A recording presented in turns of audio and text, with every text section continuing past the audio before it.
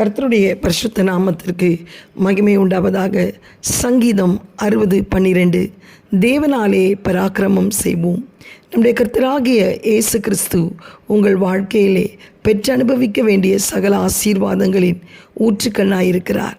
தேவன் நமது பட்சத்தில் இருந்தால் நமக்கு விரோதமாய் இருப்பவன் யார்? தேவனுடைய அடைக்கலத்திற்குள் நீங்கள் ஓடி வர வேண்டும். அவருடைய பரிசுத்த இரத்தத்தினால் மூடப்பட்டிருக்க வேண்டும். பேரழிவு நேரங்களில் மனிதனுடைய முயற்சி விருதா. உங்களுக்கு உதவி செய்யும்படி மனிதர்கள் வாக்கு கொடுக்கலாம், ஆனால் அவருடைய வரைமுறைகள் நிமித்தம் உங்களுக்கு உதவி செய்யாமல் போகலாம். எனவே எல்லா காலங்களிலும் எல்லா சூழ்நிலையிலும் தேவனை பற்றி கொள்கிறதே நலம்.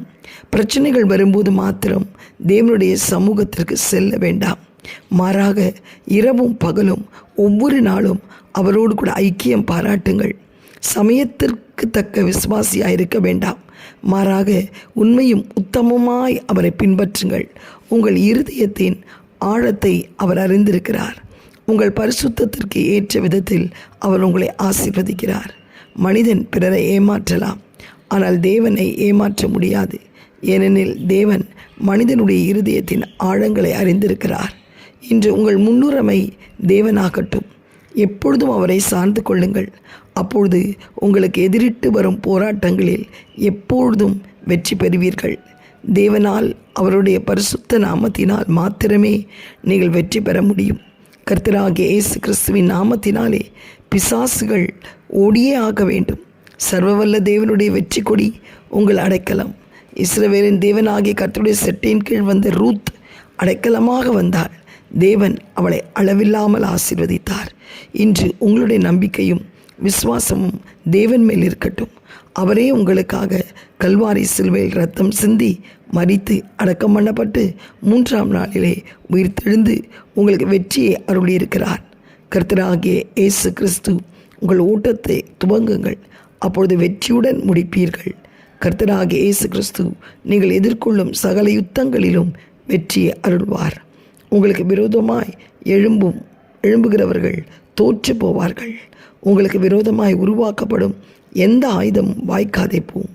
நம்முடைய கர்த்தராகிய இயேசு கிறிஸ்துவினால் எப்பொழுதும் நமக்கு ஜெயம் கொடுக்கிற தேவனுக்கு ஸ்தோத்திரம். தேவன் உங்களுக்கு பராக்கிரமம் செய்வார். அவரது வலது கரம் உனக்கு நேராய் உயர்ந்திருக்கும். அவரது இடது கை உங்களை பாதுகாக்கும். கர்த்தருக்கு ஸ்தோத்திரம். ரூத்தை கடாட்சி தருளி மறுவாழ்வு தந்து அவள் சந்ததியிலேயே இயேசு கிறிஸ்து பிறக்கும்படி அவளை தாயின் கருவில் உருவாவதற்கு முன்பே தெரிந்து கொண்ட தேவன் உங்களையும் தெரிந்து கொண்டிருக்கிறார். உங்கள் வாழ்க்கையிலும் அற்புதங்கள் செய்வார். உங்கள் வாழ்க்கையிலும் நீங்கள் எதிர்பார்க்கிற காரியங்கள் கைகூடி வரும்படி செய்வார். கர்த்தருக்கு ஸ்தோத்திரம். அவரே உனக்கு அடைக்கலமும் பலனும் ஆபத்து காலத்தில் துணையுமாய் இருக்கிறார் என்று விசுவாசி. அவர் எனக்கு பராக்கிரமம் செய்கிற கர்த்தர் என்று அறிக்கையிடு. கர்த்தர் பெரிய காரியங்களை செய்வார். எங்களை அதிகமாய் நேசிக்கிற நல்ல தகப்பனே, இந்த காலை வேளையில் ரூத்தை கடாட்சி தருளி அடைக்கலமாய் வந்த அவளுக்கு நிறைவான பலனை தந்து உடைய சட்டையின் கீழ் அடைக்கலம் வந்த அவளுக்கு நிறைவான பலனை தந்திருக்காய். ஸ்தோத்திரம். அவள் வாழ்க்கையிலே நீரே பிறக்கும்படி அந்த ஊரிலே அதே இடத்திலே கர்த்தர் கடாட்சி தருளி நீரே. ஸ்தோத்திரம். இன்றைக்கு நீரும் எங்களுக்கு பராக்கிரமம் செய்கிற கர்த்தராயிருக்கிறீர். ஆண்டவரே, சிலுவையிலே சாத்தான் தோற்று போனவர், என்னை இயேசு வெற்றி சிறந்தவர். நீர் எங்களுக்கு ஜெயத்தை கொடுக்கிற தேவனாயிருக்கிறீர் அப்பா. ஆண்டவரே, ஒவ்வொருவருடைய வாழ்க்கையிலும் கண்ணீரின் பள்ளத்தாக்கில் நடக்கிறவருடைய வாழ்க்கையிலே கர்த்தர் அப்பா நீர் ஊடுருவி கடந்து வந்து அவருடைய சிறையிருப்பை மாற்றி சியோனில் ரட்சிப்பை தருவீராக.